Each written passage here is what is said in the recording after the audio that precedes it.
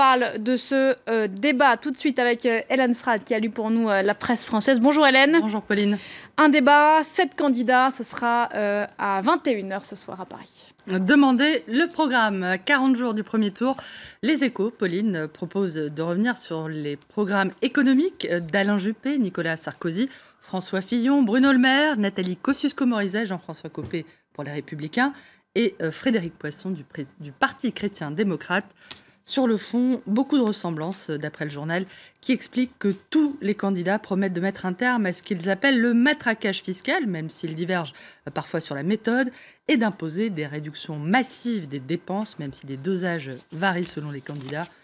Le Figaro, lui, a demandé au soutien de chacun de ces candidats de résumer en quelques mots leur combat.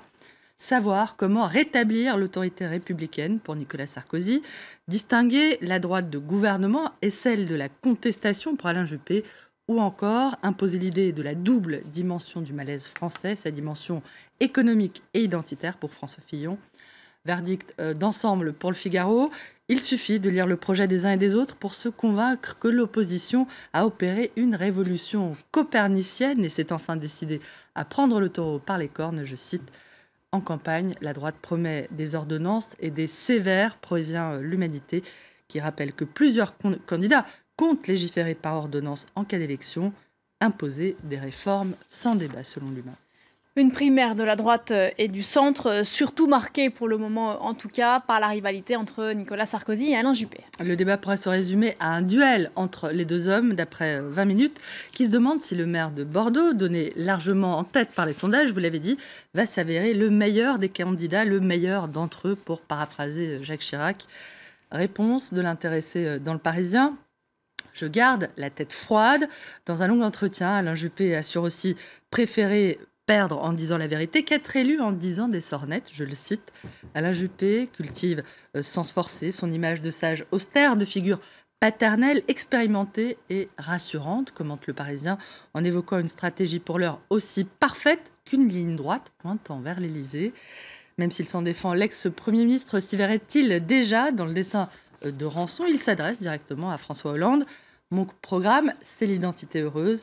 Ça te dirait un secrétariat d'État à la petite blague, plus détendu, plus serein. Alain Juppé cultive son image de bonze de Bordeaux.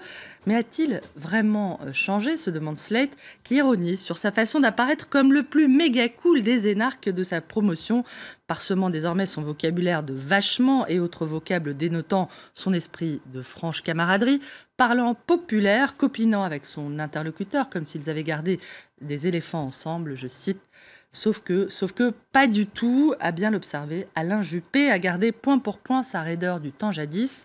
Dès que la situation se tend, qu'une contrariété apparaît, que survient une polémique, en un éclair, il perd son visage d'angelot, se crispe et d'un revers de main vous envoie valdinguer qu'avec ce dédain propre aux professeurs qui s'offusquent d'avoir à composer avec des étudiants immensément crétins. Voilà, on ne se refait pas. François Hollande, lui, n'a toujours pas dit s'il était candidat à la primaire de la gauche ou candidat tout court d'ailleurs. Et il ne l'a pas dit, mais presque, à en croire la presse française.